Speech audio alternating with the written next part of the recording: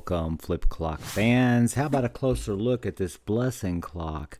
So we went over this earlier, but I didn't get into it too much. I wanted to show you how this thing worked. I think it's interesting. So here we are at 7 o'clock. Watch what happens when we go to an even number here.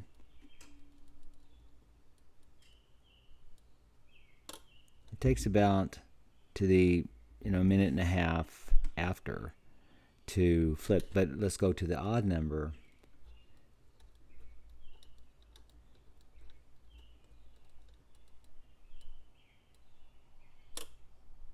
Right on, 0, 0. Now you can keep going back and forth, and you'll see that every even number will go off at about a minute and a half after the hour. But the odd number, again, right at 0, 0. It's like a jump hour. I'd like to show you how that's jumping. So the hour is right here. That was the alarm going off. And then again,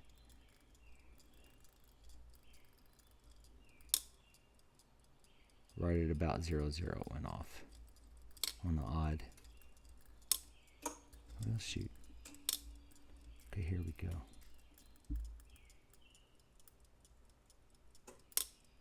Right at 0, 0, you see. Every odd one. All right, so how is that working? Well, an interesting thing here is there's a spring in here. So this is spring loaded. And the minutes will release this, and these extensions here will catch. So, and every time the clock is wound or advanced or the time passes, it rewinds a spring down in there that keeps this under spring tension. As this advances, there is a little bar that moves back and forth. Now what you might notice is that these extensions here alternate, so that the odd number extension is back here, the even number extensions are at the front. So this little bar here is moving back and forth as time advances, back and forth. So that at the hour, so it's moving. Now it's almost cleared the 8. And then it drops, and it just catches the 9. And then it does the same thing, moves back, and then it starts coming back towards the front of the clock.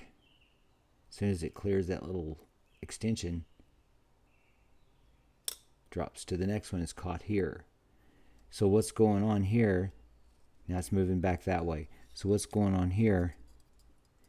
As we go to an even number,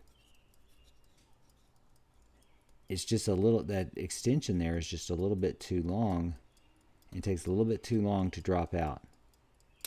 So my way of thinking is, well, if I get that extension out here,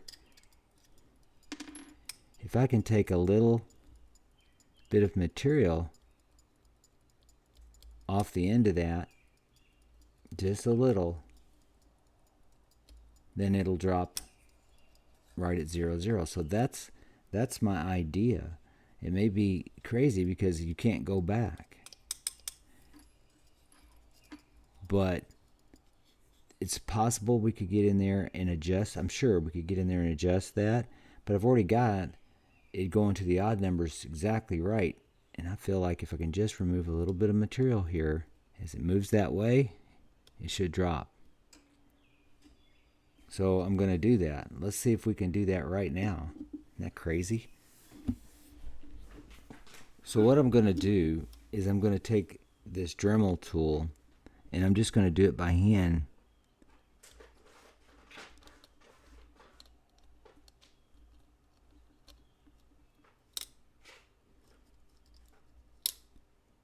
All right, let's get it to the even number. All right, it looked like it dropped at 01, which is better. All right then, a little time has passed, And I've been working on this clock, got it back together. So as you know, we go to the odd, it should be right at 00, 00. 00. And now that I fixed it, when we go to real close, let's see, odd, 00, 0, even, gotta slow down, 0, 0. Okay, it worked. So I did burr down. It took a little time, took longer than I thought. Burred it down, and then I put a little grease on that device. I don't think it was necessary. It might decrease the amount of wear it gets. But now we've got a clock that is going off on the right time. Only thing is, I'm probably not going to use it. I'm going to put it in my little side bathroom. That's my little office. That's where I am relegated by the wife. But that's where I have a little display. We're going to have the busing clock, the BH Ning clock, the AP28. We'll also have another Twemco in here.